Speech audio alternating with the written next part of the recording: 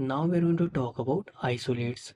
Before we talk about what are isolates, we should first understand why we need isolates. Suppose you have built a image editing application, and in that application you want to introduce a image filtering feature. Basically this feature allows us to apply some color filtering on a image.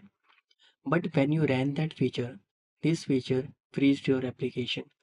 To solve this issue, you need to run that particular code in a separate memory. So to run a code in a separate memory in Flutter, we need to use isolates, right?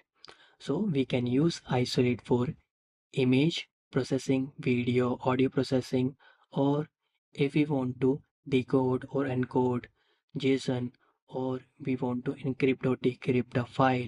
So we use isolates for these kind of tasks. I hope you found this video helpful. If you want to learn more about Flutter, you can subscribe channel. See you in the next video.